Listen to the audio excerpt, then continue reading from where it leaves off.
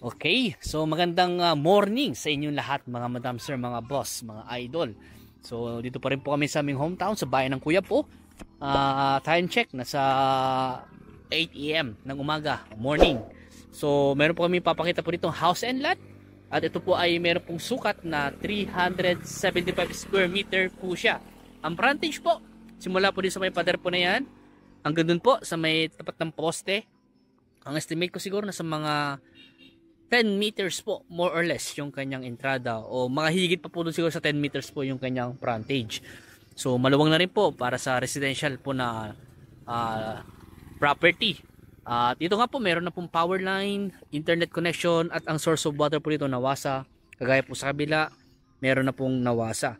So, along cemented road po siya. Ayan po, sementado yung daan. Ito po yung way na papunta po sa town proper. Siguro estimate ko na sa mga 10 kilometers po, more or less, yung kanyang layo sa town proper. Sa T-Plex exit sa Anao, mga estimate ko na sa mga 15 kilometers po.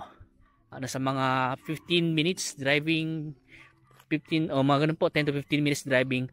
So sa ngayon po ay kasama po namin yung dating may-ari na nagbenta po sa property na to. So nabenta na po yung property na ito sa isang buyer po nila, pero yung buyer po nila ay binibenta po ulit. At ang maganda po dito na i-transfer na po nila yung titulo sa nakabili po. So 375 square meter, ipa-flash ko na lang po sa screen yung title po nito. At magkano na yung presyo natin dito? 2.2. Oh, 2.2. So ang price po nito ay 2.2 million.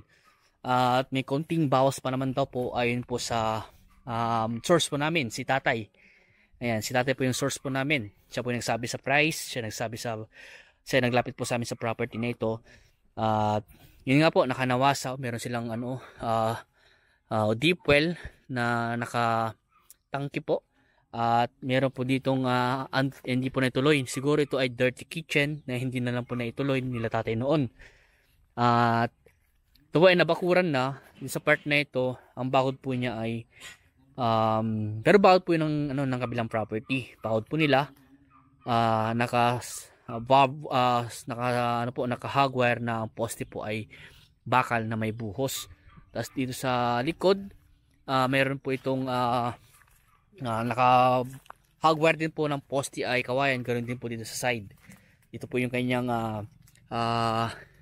south part. Dito yung east kung saan yung nga po yung araw, at dito naman po yung west, at dito po yung north.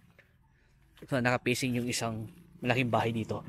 Ayan. So pasensya na po at hindi po namin maapasok yung loob ng property dahil nakalock.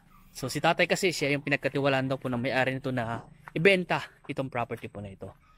Ayan, siya po yung sabi po sa amin. So dito po merong ito po yung terrace po nila. Ito siguro kwarto rin siguro to, o baka ano po yun ng ang tawag dito ng ano po ng mga guests, ganun. Tapos ito po yung front door. Ayan, naka long span bungalow house to, at naka zephyr links. Ayan, tapos naka sliding window po siya. So nakalock po talaga. So, boss, pakita lang kung ilan yung kwarto nito. Ilan yung kwarto? Ay, 3. 3 daw po yung kwarto, pangatlo daw po ito. So, kwarto pala ito. Yan, may power line na naka-install. Hindi natin po problemahin yung power line, naka-install na. Ang gagawin na lang po natin kung sakasakali, magpakabit po tayo ng source of water na nawasa. At kung gusto yung buhayin yung kanyang deep well, ayan po, pwede natin buhayin. So dito sa likod po, dito po yung kanyang kitchen po dito. Nakalak lang talaga. Ayan. So dito po yung side ng property. Halos nakadikit na po siya sa bakod. Nakapantay po sa bubong. Ayan. Pero in case po, baka sakali pwede nyo mag-expand. Baka binibenta po dito sa likod or dito sa side. Baka pwedeng bilhin nyo na lang din po ulit. Ay, so meron silang Ayan, may electric pump. Ayan, tapos yung deep well nya, pressure tank, ayusin na lang po yan kung ayaw yung papakabit po ng nawasa. Pero kung gusto niyo po na nawasa, meron po dyan sa kalsada. Papakabit na lang po tayo. Tapos maganda, may solar na rin pa ito. Solar light. So, maganda itong property nito sa mga naghahanap po ng house and lot po dyan. Ayan. Baka pwede namin i-offer po sa inyo ito. At maganda po siya. At tabing kalsada. Marami na rin pong kabahayan dyan. Ayan po. So, ulitin ko po, ito po ay located po dito sa bayan po ng Quiapo, Nueva Ecija. At malapit din po kasi andyan po yung isang church po namin. Ayan, ng HSG. Tapos yung presyo nga po is 2.2. May konting bawas pa naman daw po. Yung obligasyon nga po pala, tinanong ko kay tatay, ang sabi naman po niya, pag-usapan na lang daw yung obligasyon po ng bawat isa. Like sa capital gain, documentary stamp, transfer of title, tsaka deed of sale. Hindi mo na kailangan ipa-relocate dahil na-relocate na po ito. Dahil nabakuran naman na po. Pero asa sa inyo pa rin po yan. Sa mga kabili po, kung gusto nyo ipa-relocate, pwedeng-pwede naman po. Ayan. So ito yung harap.